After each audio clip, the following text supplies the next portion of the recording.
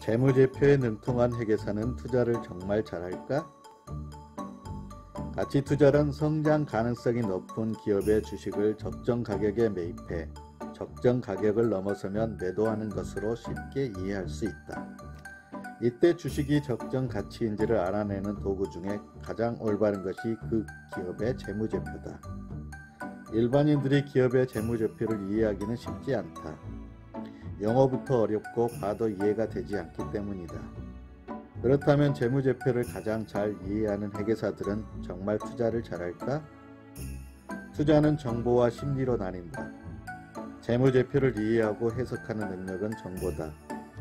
우리는 아마존에서 $20짜리 아이섀도우 하나를 살 때도 상품평에 별 4개 이상인지 확인하고 어떤 불만이 있는지 들여다본다. 서점에서 $10,000짜리 책을 하나 사면서도 서평을 확인한다. 그런데 주식을 살 때는 상품평도 서평도 보지 않는다. 검증되지 않은 소문만 가지고도 수천만 원, 수억 원을 베팅하는 비이성적인 결정을 한다. 당연히 주식의 상품평인 재무제표를 읽어봐야 한다. 또한 재무제표는 일종의 기업 성적표다. 재무제표만큼 이 기업이 앞으로 더 성장할 수 있는가를 확인할 만한 것은 없다. 과거와 현재 얼마나 잘해왔는지 확인이 가능하다. 재무제표는 대학 입학을 앞둔 학생의 성적표 같아서 이전에도 공부를 잘했다면 앞으로도 공부를 잘할 확률이 높다는 것을 추측할 수 있다. 당연히 성적이 좋지 않으면 앞으로도 달리 기대할 게 없는 학생이라고 짐작은 가능하니 합격 여부를 결정하는 중요한 기준이 된다. 물론 공부를 잘하는 학생이 졸업 후에 별다른 두각을 보이지 않거나 반대로 지금까지 두각을 나타내지 않은 학생이 크게 성공하기도 한다. 하지만 투자는 확률을 기반으로 성공한다.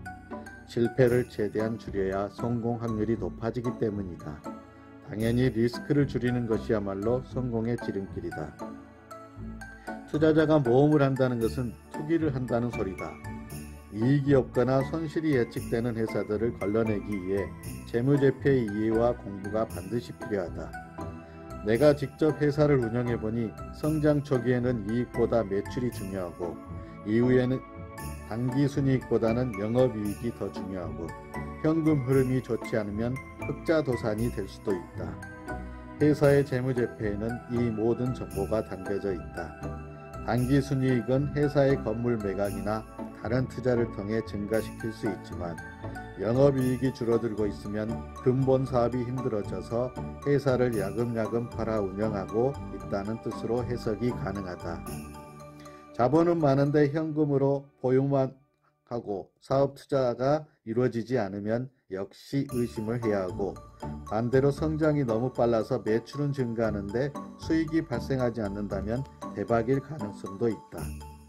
이런 회사는 시장을 장악하고 이익 구조를 개선하면 시장의 독점 강자가 되기 때문이다.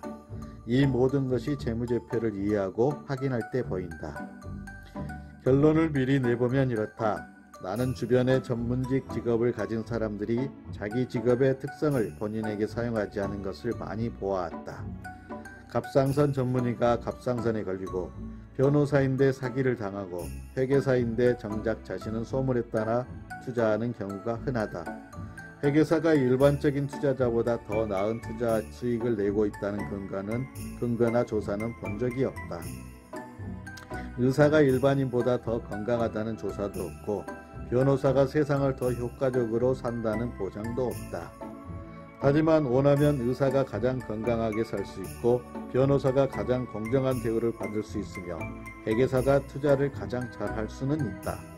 하지만 일반인과 특별히 다르지 않은 건 전문 지식이 필요 없어서가 아니라 투자 시기와 투자 심리를 회계장부가 알려주지 않기 때문이다. 피아노 조율사라고 연주를 잘하는 게 아닌 것처럼 회계사들도 장부를 통해 회사의 품질 검사를 할 뿐이다. 사실을 확인하고 해서 투자 매수와 매도 시기를 정확히 알 수 있는 것은 아니다. 얼마나 다행인가. 그렇지 않다면 이 세상 자산은 모두 회계사들이 가질 테니 말이다. 물론 품질 검사 결과에 따라 다른 사람보다 빨리 접근할 수 있다면 상당한 투자 이익을 만들 수 있다. 그래서 그 결과를 알 수 있는 상장회사를 감사하는 회계사는 해당 회사에 투자하지 못하도록 법으로 금지하고 있다. 사실 아주 간단한 문제다. 내가 현재 투자한 회사의 현직 사장이라고 가정하자. 그러면 부하 직원에게 이번 달 재무제표를 가져와 보라고 한다. 자신의 회사 상태를 이해하려면 이 서류를 보고 상황을 파악할 수 있어야 한다. 하루는 정말 사장이 되었다 생각하고 종일 들여다보기 바란다. 그렇게 생각하고 보면 보인다. 자신이 이 회사를 운영하고 생각하고 회계정보를 들여다보면 정보를 해석할 수 있게 된다. 멋지지 않은가? 주주도 사장이다.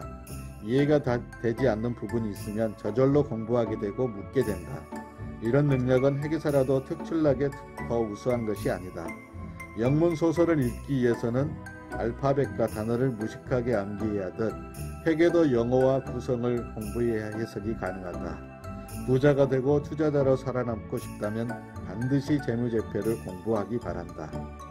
나는 나에게 필요한 공부가 있으면 관련 서적을 만화로 쓴 회계학같이 쉬운 책부터 전공 도서에 준하는 회계학 책까지 30여 권을 한 번에 모두 산다. 그리고 한 달이고 두 달이고 계속 파고들면서 일정 수준의 지식을 쌓을 때까지 읽는다. 그러면 알아듣고 평가할 수준이 된다. 대학에서 한 과목을 이수하듯 몰입한다. 인생에 한 번은 꼭 해야 할 공부이니 시중에 나와 있는 쉽거나 어려운 회계학 책을 모두 사고 관련 강연도 찾아다니기를 권한다.